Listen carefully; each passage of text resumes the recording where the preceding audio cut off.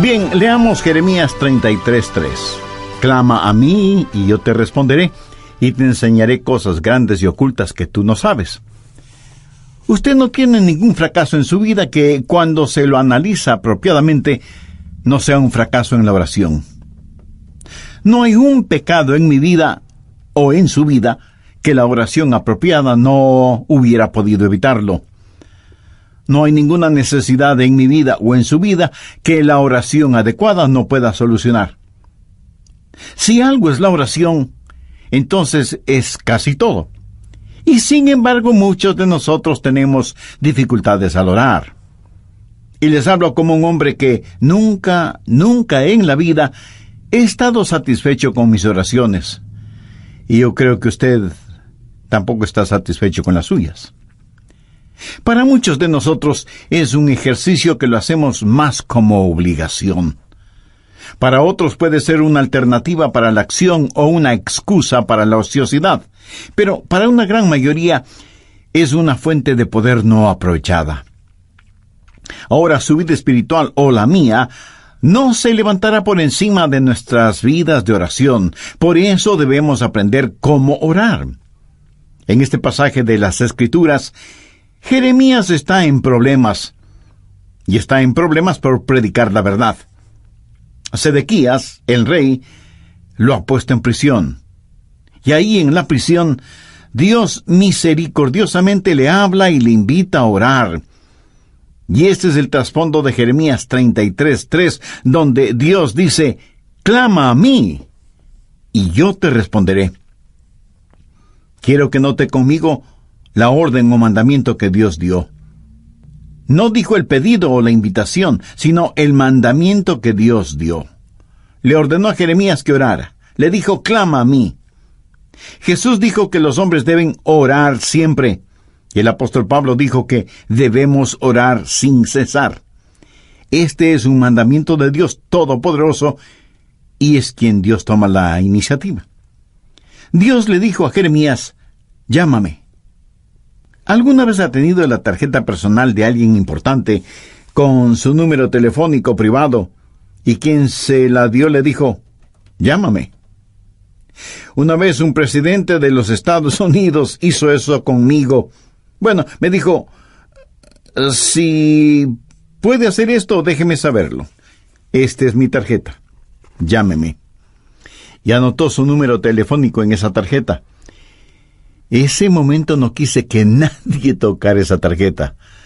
Ahora ya no sé ni dónde está. Pero el punto es que si alguien importante le da su tarjeta con el número telefónico personal, eso es un gran privilegio. Y aquí está el Dios Todopoderoso, llegando hasta donde está Jeremías y diciéndole: llámame. Retrocedamos al capítulo 32, verso 17, para ver la clase de persona que hizo esa invitación. Jeremías dice: oh Señor Jehová, he aquí que tú hiciste el cielo y la tierra con tu poder, y con tu brazo extendido. No hay nada que sea difícil para ti. Que haces misericordia a millares y castigas la maldad de los padres en sus hijos después de ellos. Dios grande, poderoso, Jehová de los ejércitos es su nombre. Mi amigo, ese Dios es quien dijo: llámame. Él es quien dio su número privado. Jeremías 33:3, y dijo: aquí está mi número privado, quiero que me llames. Es mi invitación para ti. La mayoría de nosotros no podemos sencillamente tomar el teléfono y llamar a los jefesotes en el gobierno, o en los negocios, o en el mundo del entretenimiento. Pero escúcheme, no hay ni uno solo de ustedes que me están oyendo que no puedan hacer contacto con el cielo. Frente a determinadas situaciones, nunca diga que no hay nada que usted pueda hacer, porque sí puede orar. Y la oración no es algo que solo usted puede hacer, es algo que todos podemos hacer. Y porque Dios nos ha pedido que oremos, y porque Dios nos ha invitado a que oremos, y porque Dios nos ha ordenado que oremos, el dejar de orar es un pecado, pero también es una invitación. Y el dejar de orar es un insulto, y también es un privilegio, y el dejar de orar es una necedad, y también es una oportunidad, y el dejar de orar es una tragedia. Y cuando no oramos, pecamos contra Dios, le insultamos a Dios, nos negamos nosotros mismos ese privilegio y entramos en una tragedia colosal y, sin embargo, fracasamos en orar. Deseo compartir con usted 10 pequeñas lecciones que he aprendido acerca de la oración. No voy a profundizar en ninguna de ellas porque las comparto con usted como quien está también aprendiendo, no como una persona erudita o graduada en la escuela de la oración. Primero, haga un hábito de la oración.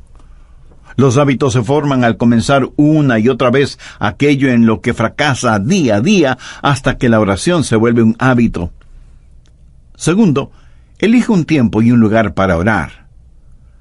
Ahora, no deje de orar a cualquier hora y en cualquier lugar, pero designe una hora específica y un lugar determinado para orar. Tercero, haga de ese tiempo y lugar lo más óptimo para usted.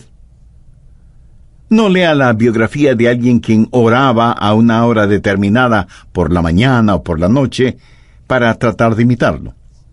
Encuentre el tiempo cuando su mente esté alerta, cuando su atención es fuerte. Para algunos de ustedes, eso puede ser después de despertarse. Para otros será después de la primera tacita de café.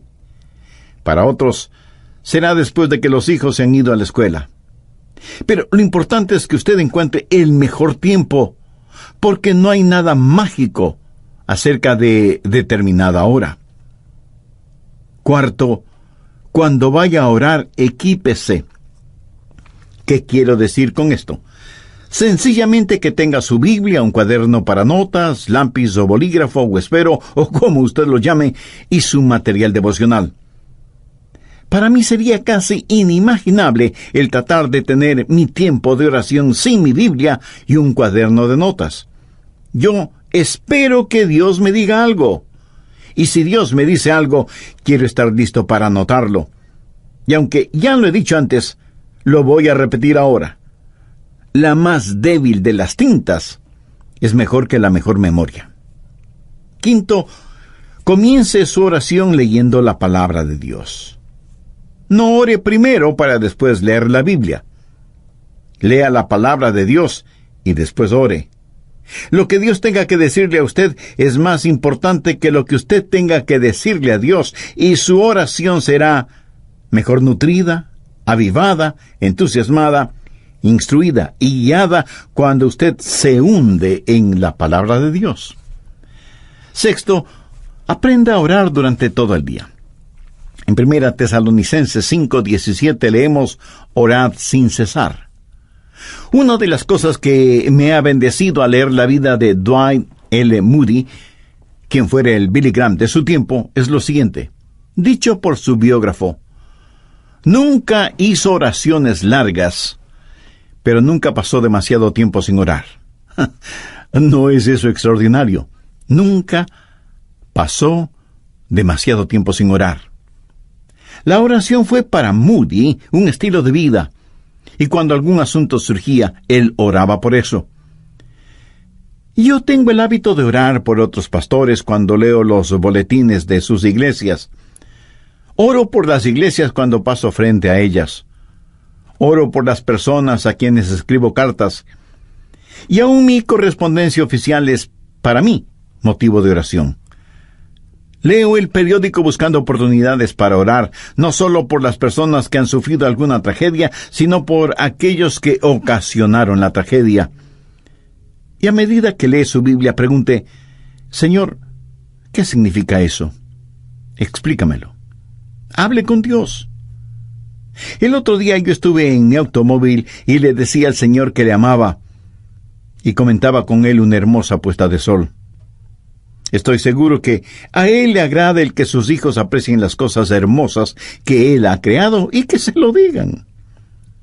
Séptimo, mantenga un registro de sus pedidos de oración y de las oraciones contestadas. Yo no hago esto tan bien como otras personas lo hacen.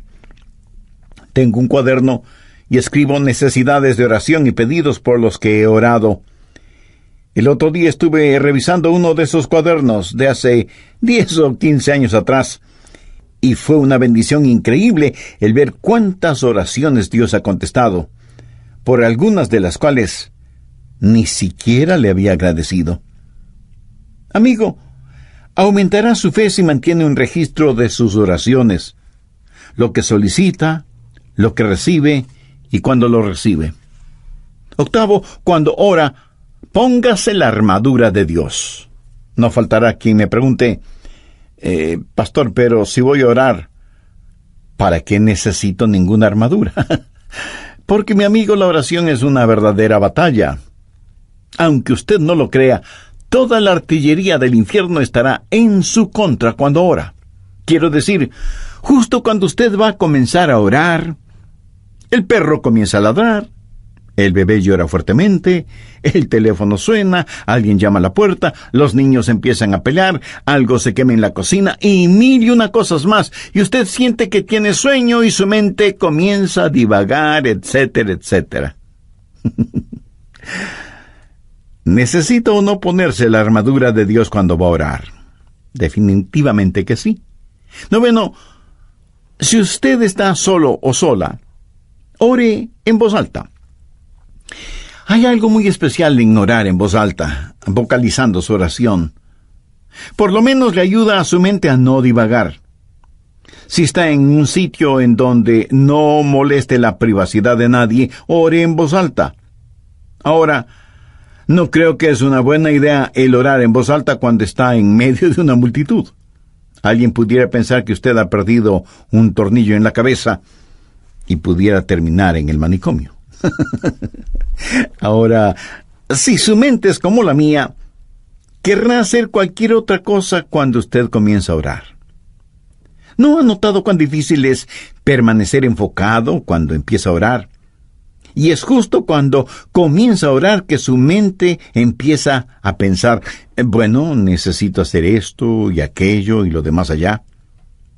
Bueno, tengo un secreto que lo leí en alguna parte, lo puse en práctica y da maravillosos resultados, ya se lo diré. Décimo, si la cosa que distrae su atención de la oración es tan importante y está en su mente, ore por eso. ¿Sabe de lo que estoy hablando? Si, por ejemplo, estoy orando por los enfermos y el Señor me dice, Adrián, tienes que preparar un mensaje, dejo de orar por los enfermos y ese mismo instante oro por el mensaje. Hecho eso, puedo concentrarme en aquello que está en mi mente y que es el punto central de mi oración. Evidentemente, eso es lo que está en mi subconsciente y por lo cual quiero orar. En Mateo 21:22, el Señor Jesucristo dijo, y todo lo que pidiereis en oración, creyendo, lo recibiréis. Pero quiero que vea una segunda cosa.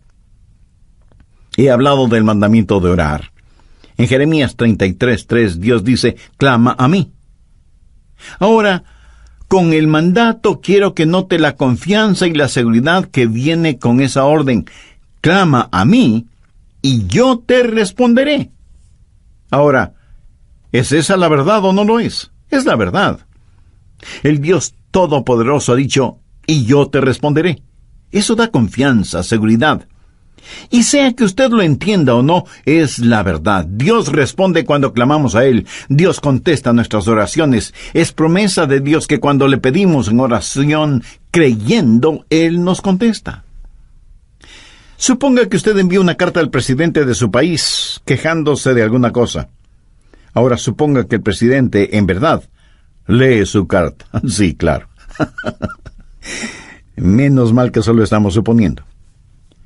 Unos días después de que usted envió su carta, llaman a la puerta de su casa y cuando usted abre la puerta, se encuentra frente a frente con el presidente. Usted se queda sin habla debido a la sorpresa y más aún cuando su presidente le dice, recibí tu carta y vengo a darte una respuesta personalmente. Como esto más bien suena a ciencia ficción, recuerde que solo estamos suponiendo. Ahora deje de suponer. Dios mismo ha dicho, yo soy el que personalmente voy a contestarte. Y cuando Dios nos contesta, Él lo puede hacer de 4 maneras. Primero, su respuesta puede ser específicamente entregada, Usted como yo hemos pedido a Dios cosas específicas y las hemos pedido y las hemos recibido tan instantáneamente, tan milagrosamente, tan realmente, que nadie puede convencernos de que eso no fue una casualidad o una coincidencia. Creo que todos oramos en forma general, pero aquellos que hemos caminado este sendero por largo tiempo, hemos orado y hemos recibido respuesta específica e inmediata. Segundo, a veces la respuesta puede ser estratégicamente demorada. O sea, Dios no siempre contesta en forma inmediata. Eso no significa que no vaya a contestar. Dice la palabra de Dios en Isaías 30:18, por tanto Jehová esperará para tener piedad de vosotros. Y con Dios, el momento apropiado es más importante que el tiempo. Por lo tanto, su respuesta puede ser estratégicamente demorada. Tercero, su respuesta puede ser significativamente diferente. Usted puede pedir a Dios algo y Él le dará algo mucho mejor. El apóstol Pablo en 2 de Corintios capítulo 12 dice que tenía un aguijón en la carne y le había pedido a Dios que lo removiera, que le quitara ese aguijón, pero Dios no lo hizo. Sin embargo, Dios contestó la oración de Pablo, no dándole lo que el apóstol le pedía, sino otorgándole algo mucho mejor de lo que había pedido. ¿Qué pudo ser mejor que quitarle el aguijón en la carne? Una sobreabundante gracia. Pablo, escribiendo a los hermanos en Corinto, les dijo, pues que hemos de pedir como conviene, no lo sabemos, pero el Espíritu mismo intercede por nosotros con gemidos indecibles. Cuarto, la respuesta puede ser soberanamente negada. Usted puede pedir algo a Dios y Él le dirá, no voy a contestar tus oraciones, no porque tu corazón esté equivocado, sino porque estás pidiendo por algo equivocado. Y Dios le ama demasiado como para darle algo que puede hacerle daño. Dios le ama de tal manera que este mismo momento está abriendo la oportunidad para que usted, si aún no es un creyente, haga una decisión por Jesucristo ahora mismo. Usted, amigo, pudiera ser un importante ejecutivo, usted, amiga, pudiera ser una hábil empresaria, no importa quién sea usted o dónde esté. Si no tiene la seguridad de su salvación eterna, no necesita ser un científico para saber que su condenación será eterna, independientemente de lo que usted crea al respecto. En el programa anterior compartí con usted 10 pequeñas lecciones que he aprendido acerca de la oración. Primero, hay que hacer un hábito de la oración. Segundo, hay que elegir un tiempo y un lugar para orar. Tercero, hay que saber optimizar ese tiempo. Cuarto, hay que equiparse para ir a orar. Quinto, hay que leer la palabra de Dios antes de orar. Sexto, hay que saber orar durante todo el día. Séptimo, es bueno mantener un registro de oraciones pedidas y contestadas. Octavo, para orar hay que ponerse la armadura de Dios. Noveno, si usted está solo o sola, ore en voz alta. Y décimo, si lo que le distrae de la oración es importante, ore por eso. También vimos que cuando Dios contesta, lo puede hacer de 4 maneras. Primero, su respuesta puede ser específica e inmediata. Muchos de ustedes, así como yo mismo, a veces hemos recibido respuestas inmediatas a nuestras oraciones. Segundo, su respuesta puede ser estratégicamente demorada. Dios no siempre contesta en forma inmediata. Su respuesta puede demorar, pero siempre será en nuestro beneficio. Para Dios, el momento apropiado es más importante que el tiempo. Tercero, su respuesta puede ser significativamente diferente. Dios le puede dar algo totalmente diferente de lo que usted pidió, pero siempre será algo mucho mejor de lo que fue su pedido. Cuarto, su respuesta puede ser una negativa soberana. Cuando Dios no contesta su petición, no es porque necesariamente haya pecado en su vida, sino porque su petición está equivocada. Y Dios jamás le dará algo que pueda dañarle, no importa con cuánta intensidad se lo pida. Por ejemplo, Una jovencita cristiana puede enamorarse apasionadamente de un joven no creyente, carnal, mundano, pero ella, cegada por lo que cree es amor, le pide a Dios que le dé a ese joven por esposo. No le pide a Dios que el joven se convierta. Dios, para protegerla, le niega su pedido. Ella, de todas maneras, se une a ese joven, y esa es una receta segura para un fracaso matrimonial y espiritual. Yo creo que todos nosotros agradecemos a Dios por las oraciones contestadas, aunque debo admitir que muchas personas ni siquiera le agradecen a Dios por haberles contestado positivamente. Permítame decirle lo que yo he hecho. Le he agradecido a Dios por las oraciones no contestadas. ¿Usted alguna vez lo ha hecho? Ruth Graham, la esposa de Billy Graham, alguna vez dijo: le agradezco a Dios por las oraciones no contestadas. Si Dios hubiera contestado cada una de mis oraciones, cuando le pedí algo, 5 veces me hubiera casado con el hombre equivocado. Y siempre estamos orando, pidiendo cosas. Señor, esto es lo que quiero. Señor, ¿puedes hacer esto por mí? Y Dios dice: no sabes lo que estás pidiendo. Y pienso en algunos personajes bíblicos que pidieron a Dios que les quitara la vida cuando se vieron frente a dificultades. Moisés fue uno de ellos. Elías también le pidió a Dios que le matara. Y Jonás hizo la misma petición. Nosotros estaríamos ya hecho polvo si Dios contestara todas nuestras peticiones. Clama a mí y yo te responderé. Y la respuesta de Dios puede ser sí, no, te daré algo mejor o espera.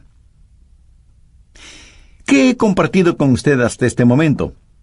La orden o mandato, la confianza o seguridad, y finalmente veamos la conquista. Clama a mí y yo te responderé y te enseñaré cosas grandes y ocultas que tú no conoces. Dios se ha revelado a sí mismo como un Dios que puede hacer lo que desea hacer. Veamos nuevamente Jeremías 32:17. Oh Señor Jehová, he aquí que tú hiciste el cielo y la tierra con tu gran poder y con tu brazo extendido.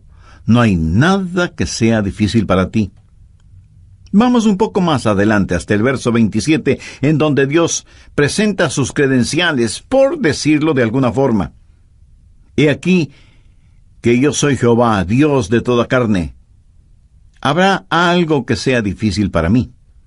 En otras palabras, Dios está diciendo que, siendo como es todopoderoso, Él puede hacer aún aquello que desde nuestro punto de vista humano es imposible hacer.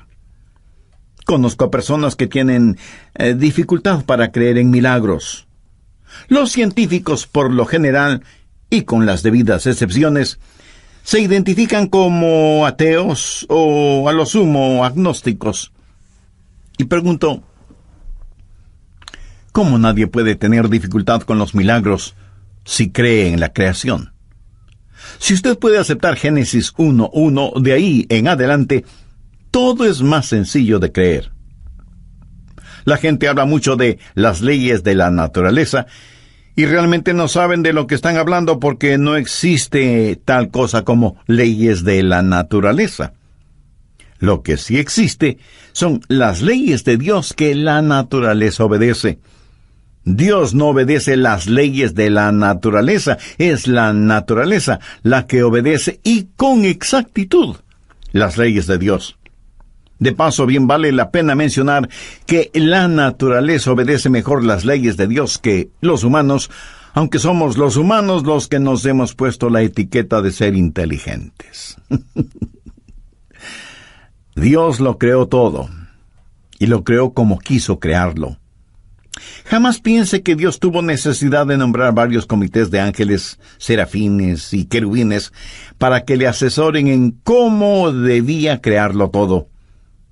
Si tal hubiera sido el caso, a lo mejor nada existiría, porque usted sabe cómo marchan las cosas cuando están de por medio los famosos comités, ¿verdad?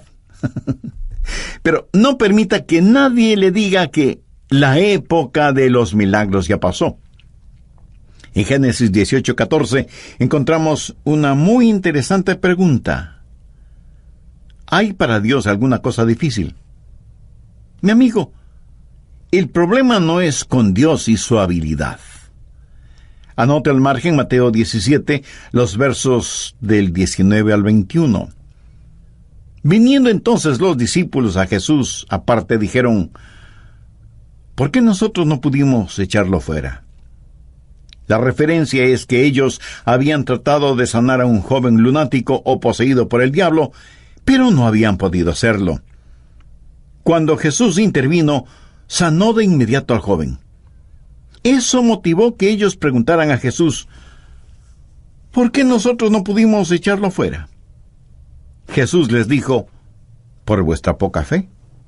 Porque de cierto os digo que si tuviereis fe como un grano de mostaza, diréis a este monte: pásate de aquí y allá, y se pasará, y nada os será imposible. Subraye esa última frase: nada os será imposible. Pero este género se refiere a la posesión demoníaca. No sale sino con oración y ayuno.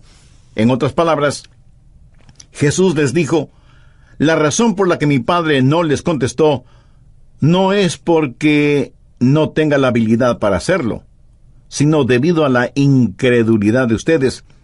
Porque si tuvieran fe aún del tamaño de un pequeño grano de mostaza, podrían decir a un monte: quítate del camino, y se quitaría. Mi amigo, la más pequeña cantidad de fe es mucho más grande que la más grande dificultad. Dios le dijo a Jeremías: clama a mí, y yo te responderé, y te enseñaré cosas grandes y ocultas que tú no conoces. Yo creo que la idea aquí es algo que usted nunca ha visto, o algo que ni siquiera puede imaginarlo.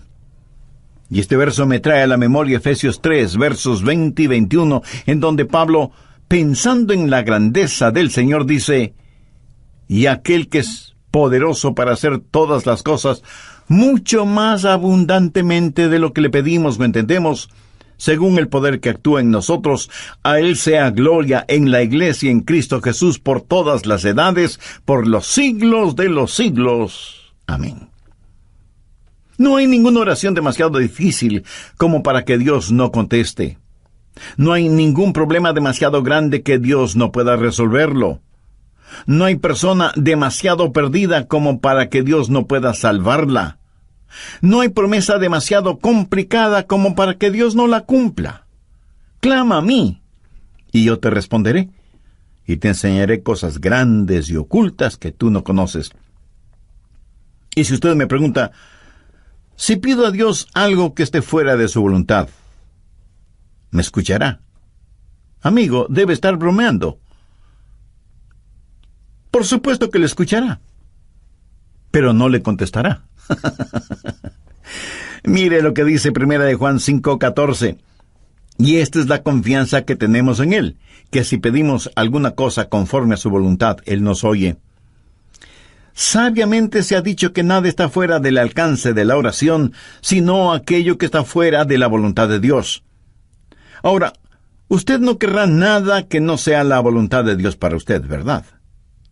Verá, la voluntad de Dios no es algo que tiene que hacer, más bien es algo que quiere hacer.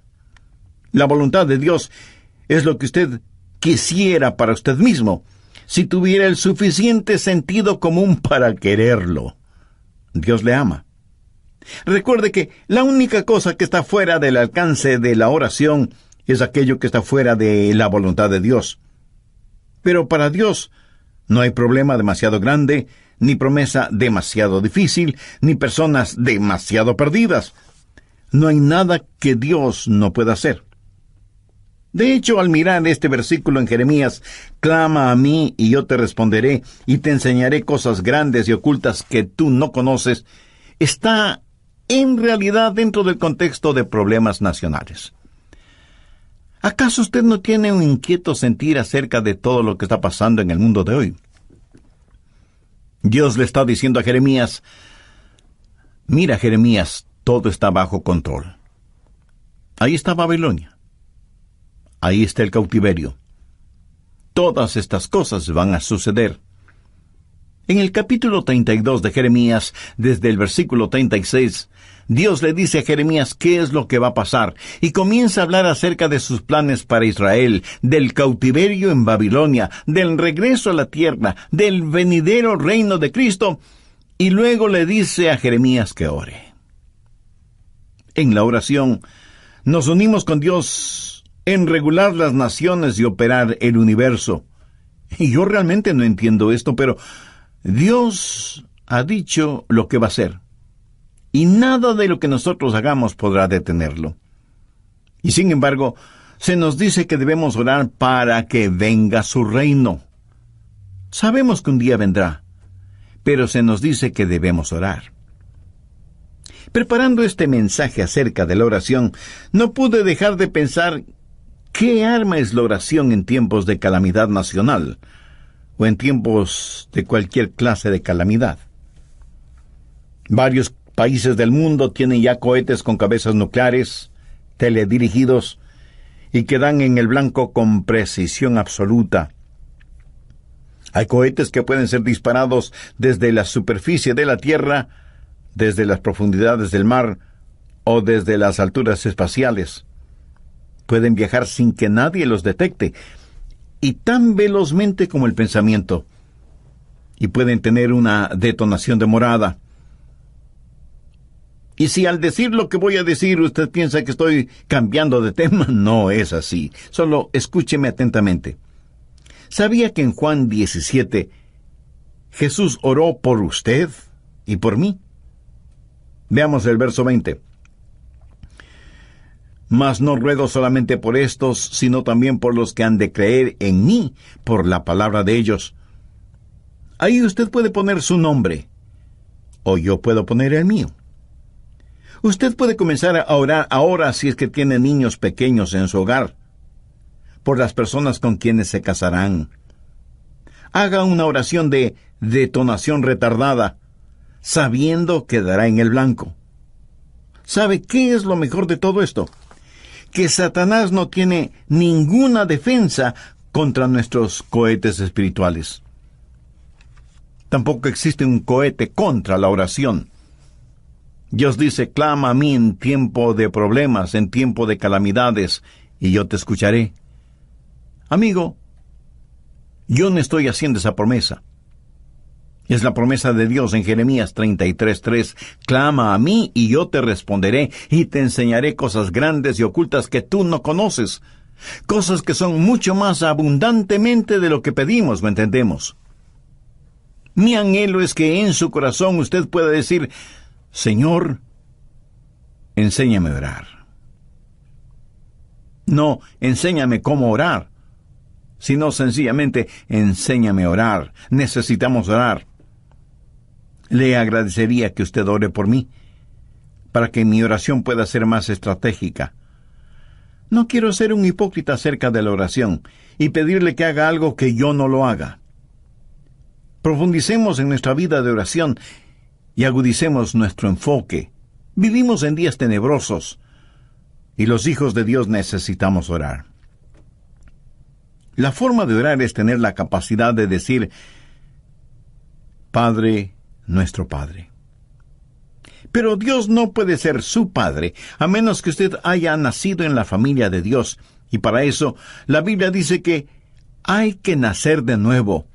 Cuando usted recibe a Jesucristo como su Salvador y Señor, ese momento Él se vuelve su Salvador, su mediador entre el hombre y Dios el Padre. Cuando lo recibe, usted nace en la familia de Dios y puede orar en el nombre de Jesús.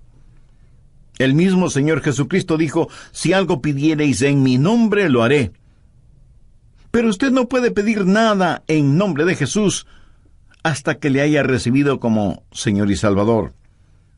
Si usted todavía no es salvo, puede serlo este mismo momento.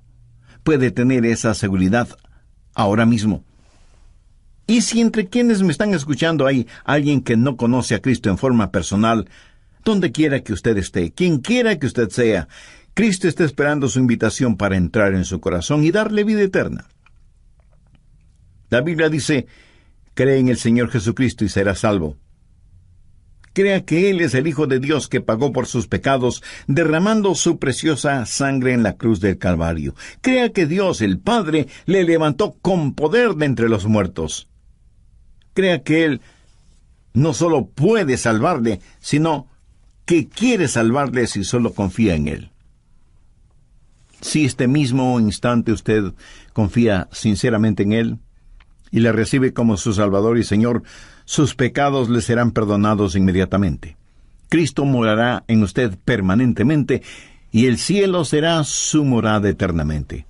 Si tiene ese deseo y necesidad espiritual, le invito a orar una sencilla oración. Use sus propias palabras. Converse con Dios y dígale: querido Dios, anhelo que esta oración pueda llegar a ti. En realidad no estoy acostumbrado a orar. Y no sé si lo que te estoy diciendo es orar o no. En todo caso, vengo a ti porque me reconozco pecador. Estoy perdido espiritualmente y necesito perdón y salvación. Sé que mis pecados merecen tu castigo, pero vengo en busca de tu gracia y misericordia. Señor Jesús, gracias por pagar con tu propia vida la culpa de mis pecados. Gracias por perdonarme, por salvarme, por limpiarme, por darme vida nueva y abundante. Ven a mi corazón. Te recibo como mi Salvador, mi Señor, mi Dios, mi guía, mi amigo. Ayúdame a vivir para ti y por ti. Toma el control total de mi vida y ayúdame a nunca avergonzarme de ti. Tú prometiste que lo que pidamos en tu nombre lo harás. Todo esto lo pido en tu santo nombre.